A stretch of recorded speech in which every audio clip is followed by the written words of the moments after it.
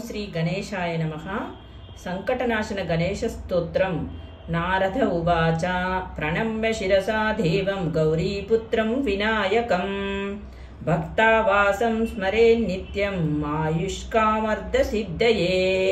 प्रथमं वक्रतुण्डं च एकदन्तं द्वितीयकं तृतीयं कृष्णपिङ्गाक्षं गजभक्तं चतुर्थकं लंबोदरं पंचमं च षष्ठं विकटमेव च सप्तमं विघ्नराजं च धूम्रवर्णं तथाष्टमं नवमं फालचन्द्रं च दशमं तु विनायकम् एकादशं गणपतिं द्वादशं तु गजाननं द्वादशैतानि नामानि त्रिसन्ध्यं यपठेन्नरः न च विघ्नभयं तस्य सर्वसिद्धिकरं प्रभो।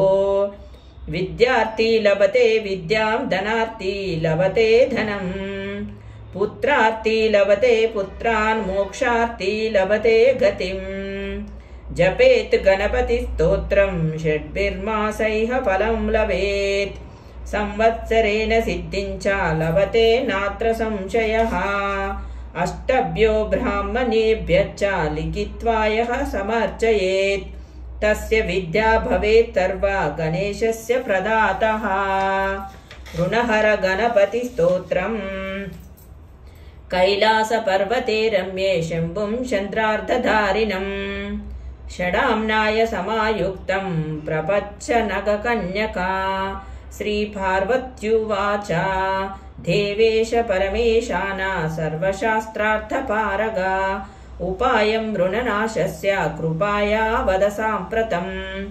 श्रीशिव उवाच सम्यक् स्पृष्टं त्वया भद्रे लोकानां हितकाम्यया तत्सर्वं सम्प्रवक्ष्यामि सावधानावधारय। ॐ अस्य श्री ऋण हरणकर्तु श्री गणपति देवता सदाशिव ऋषि अनुष्टुप चंद्र श्री ऋण हरणकर्तु गणपति देवता ग्लौं बीजं घं शक्तिं ग्लौं कीलकं मम ऐहिक ऋण विमुक्ति पूर्वक चतुर्वर्ग सिद्ध्यर्थे जपे विनियोगः। सिन्दूरवर्णं द्विभुजं गणेशं लंबोदरं पद्मदले निविष्टं ब्रह्मादिदेवैः परिसेव्यमानं सिद्ध्यायुतं तं प्रणमामि देवम्।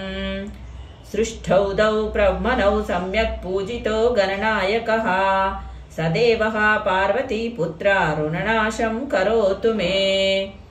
त्रिपुरस्य वधार्थाय शम्भुना सम्यगर्जितः सदेवः पार्वतीपुत्रः ऋणनाशं करोतु मे।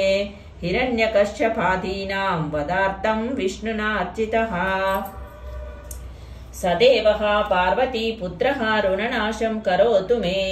महिषस्य वधे देव्या गणनाथः प्रपूजितः सदेवः पार्वतीपुत्रः ऋणनाशं करोतु मे। देवैः समुद्रमथन प्रारम्भे च प्रपूजितः सदेवः पार्वतीपुत्रः ऋणनाशं करोतु मे। वृत्यस्य च वधार्थाय शक्रेण परिपूजितः सदेवः पार्वतीपुत्रः ऋणनाशं करोतु मे। भास्करेण गणेशानः पूजितः च विसिद्धये सदेवः पार्वतीपुत्रः ऋणनाशं करोतु मे। शशिनाकान्तिवृद्ध्यर्थं पूजितो गणनायकः सदेवः पार्वतीपुत्रः ऋणनाशं करोतु मे। पालनाय स्वतपासां विश्वामित्रेण पूजितः सदेवः पार्वतीपुत्रः ऋणनाशं करोतु मे। इदं ऋणहर स्तोत्रं तीव्रदारिद्र्यनाशनं दारिद्र्यऋणनिर्मुक्त कुबेर समतां व्रजेत्। अस्यैवायुतसंख्याभिः पुनरच्चरणमीरितम् सहस्रावर्तनात् सद्यो वाञ्छितं लभते फलम् भूतप्रेतपिशाचानां नाशनं स्मृतिमात्रतः। ॐ श्री गणेशाय नमः।